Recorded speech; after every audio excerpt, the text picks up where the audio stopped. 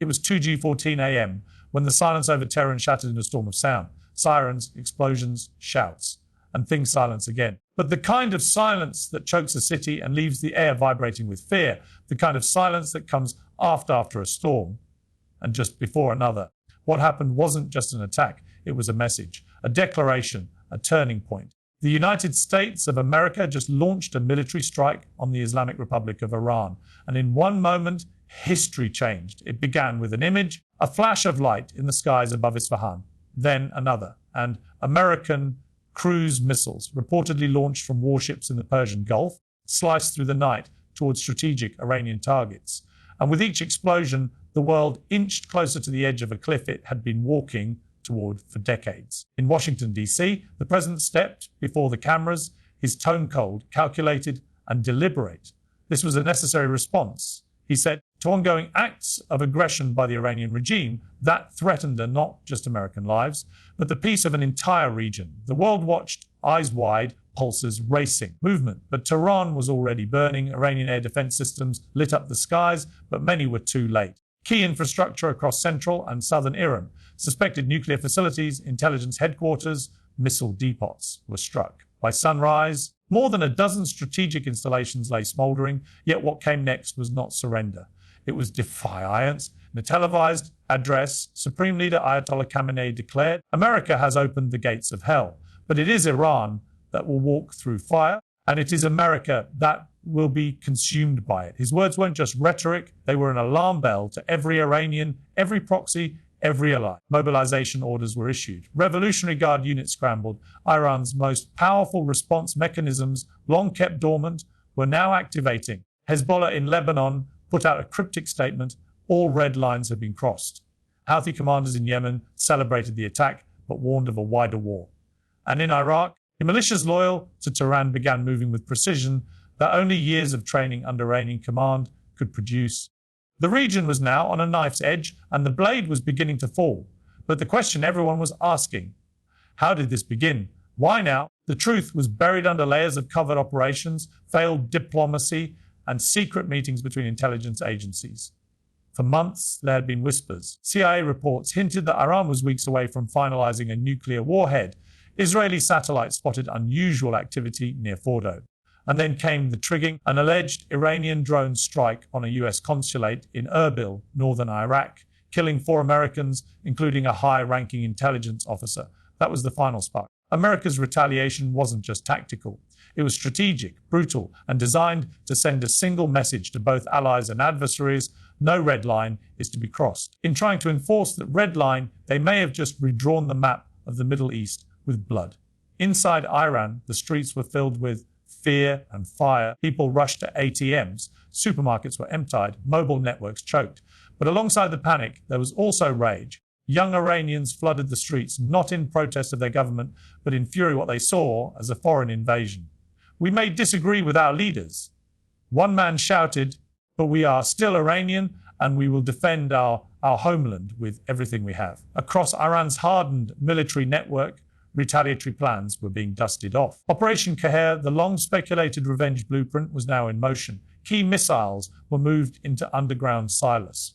Fast attack boats were deployed in the Strait of Hormuz. An Iran cyber army, known for its silent but devastating capabilities, began probing US infrastructure from oceans away. At CENTCOM headquarters, American generals reviewed satellite data. Dozens of drones flew high above Iranian skies. Real-time thermal imaging showed movement around the holy city of Qom, far too strategic to ignore. In Israel, the Iron Dome was raised to full readiness. Gulf states braced for fallout. Oil prices surged, and in global capitals, diplomats raced to de-escalate what already seemed beyond control. This wasn't just an American strike on Iran. It was the unraveling of a balance that had taken years, decades to maintain. The myth of deterrence had been shattered, and the age of unpredictable retaliation had begun. As the world reeled from the first wave of airstrikes, the United Nations scrambled for an emergency session. Diplomats flew into New York, some in haste, others in quiet panic. Russia condemned the attackers, an unjustified act of war. China called it a dangerous escalation with global consequences. And the European Union issued a joint statement urging maximum restraint. But restraint had already vanished from the chessboard.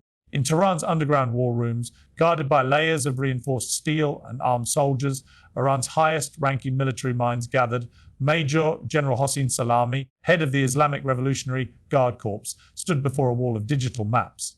His voice was calm. His eyes revealed the weight of decisions that would ignite or extinguish wars. "We have tolerated humiliation long enough," he said. "Now we make them feel what we have endured." The order was given, not for a mere counterattack, but a coordinated global response. Sleeper cells embedded in neighboring states were activated. Encrypted messages surged through private networks. Missiles were rolled onto launchers in western Iran. And beneath the surface of the Persian Gulf, Iran's fast attack submarines began to reposition. The first retaliation came within hours. Rockets slammed into the green zone in Baghdad, targeting the US embassy. No casualties were reported, but the message was unmistakable.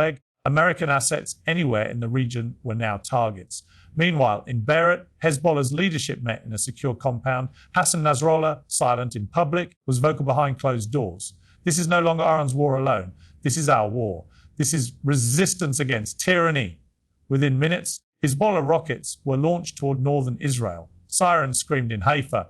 Iron Dome interceptors lit up the sky. Israel responded instantly with air raids over southern Lebanon, and the long-feared second front of the Middle East war had opened. But Iran wasn't finished. At 3:07 a.m. local time, 2 ballistic missiles streaked across the Nile, launched from Iranian territory. They target the Udeid air base in Qatar, one of the largest American military facilities in the region.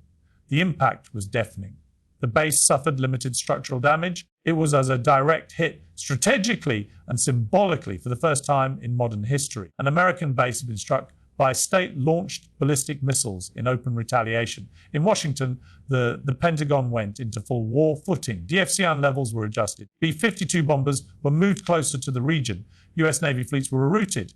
And behind every military maneuver, there was one rising question in every advisor's minding: was this the beginning of a larger war or the prelude to a catastrophic miscalculation? Back in Iran, the regime used the strikes to rally the nation. State television aired footage of missile launches with patriotic music blaring. Citizens were shown raising flags, vowing resistance, weeping as they kissed the faces of soldiers about to deploy. The image being crafted was not one of desperation, but of defiance. A nation under fire, but not on its knees. Deep within Iran, fractures simmered. Reformist voices, silenced for years, began to whisper again. Some asked why the regime had pushed the world to the edge. Others argued that Iran had been cornered for decades, sanctioned, isolated, and forced into a posture of resistance. But in the chaos of falling bombs and flying drones, these questions found no audience. The moment belonged to generals, not thinkers. Cyber warfare erupted silently. American banks reported strange outages. Iranian oil terminals were hacked. Satellites glitched. Communication blackouts struck parts of Kuwait and Bahrain. No one claimed responsibility. Everyone understood the source. Across the world, panic spread. Stock markets plunged. Oil skyrocketed past 180 per barrel. Flights were grounded across the Middle East. Families from Dubai to Tel Aviv packed emergency bags. And in major Western cities, Iranian diaspora communities marched. Some in support of the homeland, others in opposition to the regime, but all united in horror at the war unfolding. Yet behind closed doors in both Washington and Tehran, cooler minds tried to regain control. Secret back channels buzzed with possibilities for a ceasefire. Oman and Switzerland worked as intermediaries. Some believed that the strikes had served their message. Others feared it had gone too far to undo.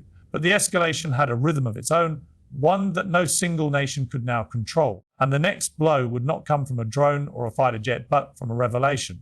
A leak traced to an unnamed whistleblower within Mossad exposed a classified joint US-Israeli cyber operation known internally as Operation Black Needle. Its goal: to destabilize Iran's nuclear program by manipulating power grids and targeting centrifuge operations with micro-disruptions. But according to the leak, the operation had a deeper layer: false flag attacks designed to provoke Iran into retaliation. The implication was explosive. Had America struck Iran in preemptive defense? Had it baited Iran into a war it wanted to start? The world recoiled. Protesters flooded streets in London, Paris, and Berlin. Unofficials demanded a full investigation. American allies grew quiet. Russia and China seized the moment, calling for a new global security framework to replace what they called Western chaos. But inside Iran, the revelation only stoked fury. Any remaining hesitations were crushed. The regime's narrative solidified. This wasn't just war. It was survival. And still, as missiles moved and alliances whispered, millions of ordinary people on both sides watched, waited, and prayed for peace, for truth, for the terrifying noise to end. The sun rose over a changed Middle East.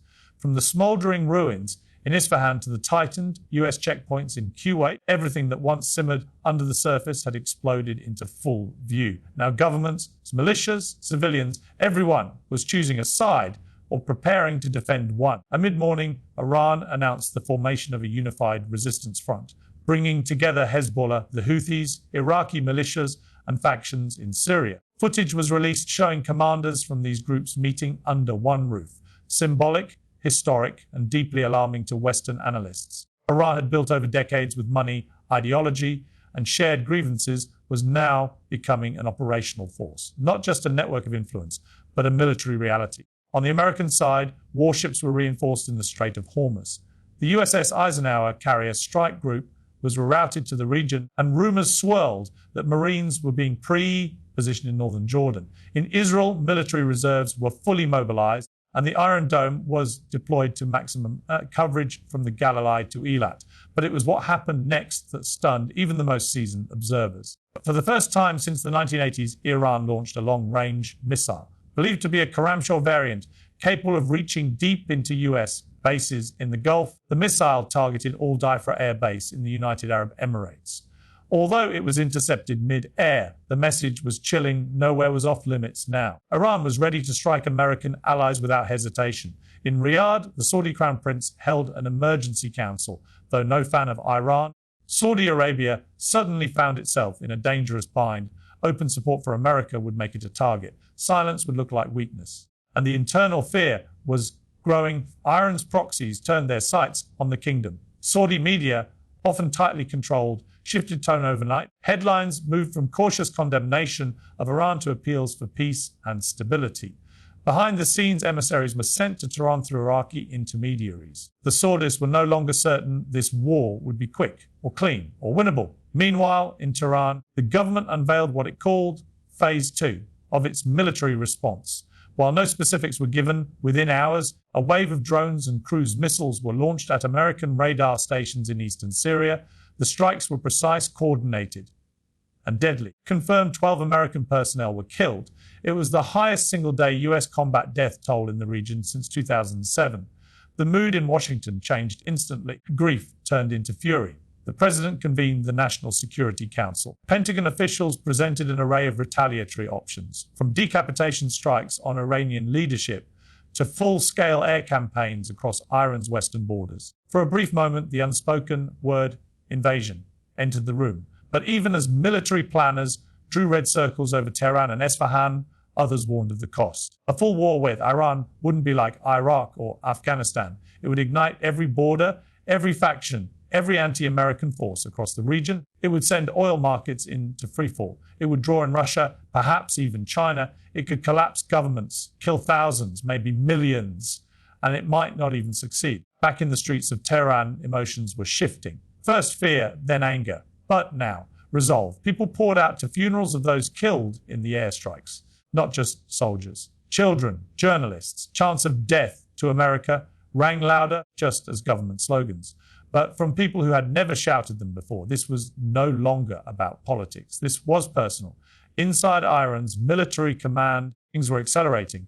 RGC Codes Force operatives, trained in unconventional warfare, began moving into southern Iraq. A major push was suspected toward the US, base in Ain al-Assad. Simultaneously, Iran activated cyber teams to target Western critical infrastructure.